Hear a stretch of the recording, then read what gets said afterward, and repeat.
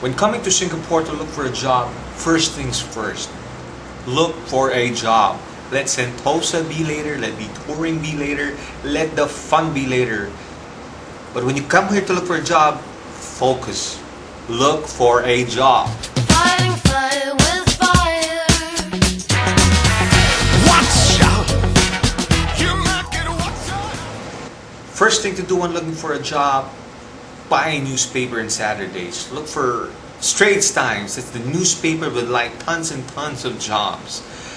Second, use JobStreet, use JobsDB, use whatever internet service they have and look for a job.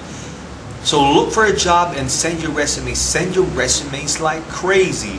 Send them by mail, send them by snail mail, send them by email, walk in, I don't know, just send out resumes like crazy.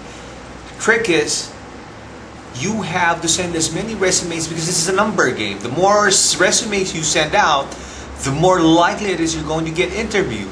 Now, to get that interview is the key to getting a job. Now, this video is a bit unorthodox when it comes to interviews. So all I need you to do is keep an open mind.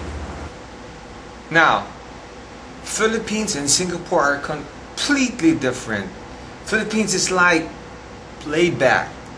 You have to blend in, you have to fit in. In Singapore, no, here it's competitive, it's hyper competitive. Singapore is like the New York in Asia.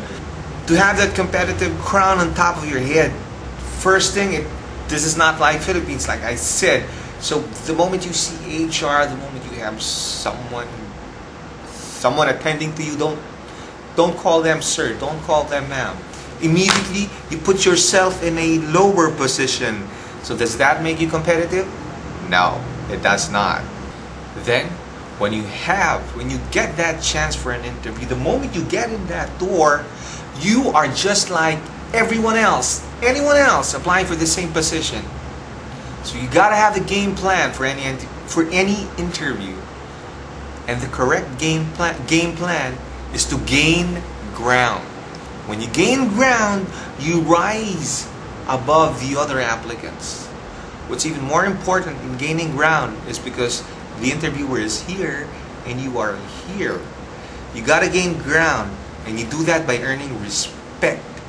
You gotta gain ground so you can be equals with your interviewer. And when you are equal, and when you are accorded the respect that you deserve, then you have a fair chance for an interview. Now, the moment you meet your interviewer, hi, my name is Christopher, and what's yours? He'll say Charles, probably. Hi, Mr. Charles. Do that. Hi, Mr. Charles. No, sir. Hi, Mr. Charles. Okay. What are you trying to achieve here? You put him in a position of respect. First, you signal out your respect.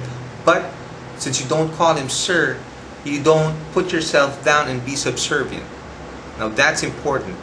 Hi, my name is Christopher. And you are? Oh, hi, Mr. Charles. He'll ask you to sit. He's going to start asking his questions and answer the first few boring questions, then gain ground immediately. Okay? In the first 5 minutes of the conversation, gain ground. Start talking. That's what you got to do. You got to start talking. Take control of the conversation. Remember, the interviewer is fully prepared from his side. One thing they're not prepared is that you take over the conversation, the interview. That they do not expect. They expect you to answer their silly questions like, what's your 5-year plan? God, fuck that. Come on, what? Idiot question. Okay? I don't know, there's tons of HR questions there that I just can't recall. So let him ask a few boring questions and start taking control of the conversation. Now, when you start taking control of the conversation, so you called him Mr. Charles in the beginning. Now, ask him, oh, Mr. Charles, is it okay if I call you Charles? That means first you call him, you ask him, may I ask you, Mr. Charles? Now you gave him respect, you accord him the respect. Now you're asking to be equals because not Charles. Hi, Mr. Charles. Can I call you Charles? Is that okay? As you begin your conversation, as you begin the flow of your conversation, as you begin to flow out your thoughts, you call him Charles. That means you elevate yourself and hey, come on, we're equals. That's very important. You'll catch him. You'll throw him off guard. You got to throw your interviewer off guard in many times of your conversation. That's what you got to do. Now, if you don't feel comfortable, guess what? Be comfortable. Did you see the way I'm talking right now? If you think like you can talk this way to your interviewer, do so. Do so with your hand flips. Do it with such a tone.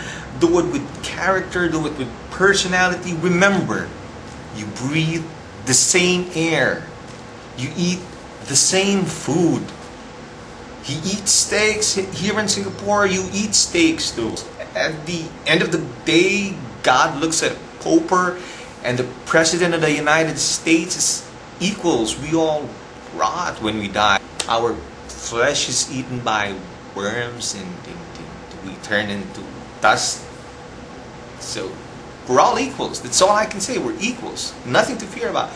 So the first thing is you have to feel comfortable with yourself in order to gain confidence.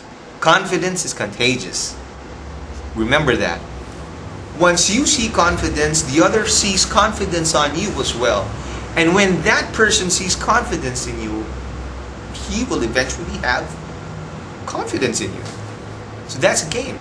Now let's talk about some of the silly, idiotic questions HR or employers usually ask, like why do you choose our company?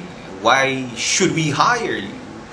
Why come to Singapore and work here? And why don't, or if you're like switching jobs, why are you switching jobs? I guess it's a good company, you're working in a reputable company, or why switch jobs? To be honest with you, I just want to answer that it's like none of your business.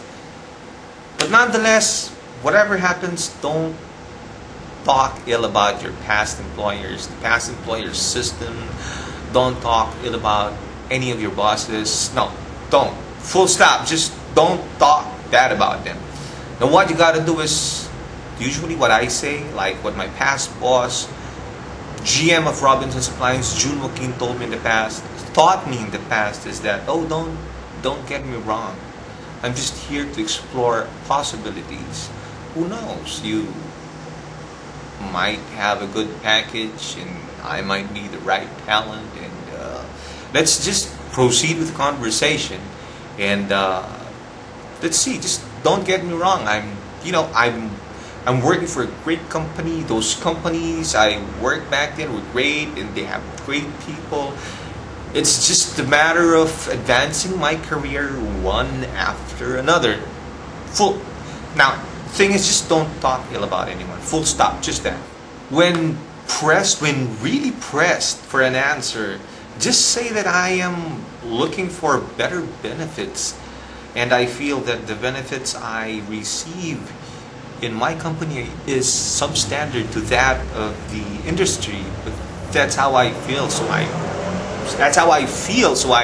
bought the newspaper over Saturdays and flipped them up and found you and ran into you, and here we are together, up face. And or if you're in sales, maybe talk about commissions. Just tell them that I think that the industry out there offers better commission than the one I'm working with right now, so I'm just here to explore possibilities.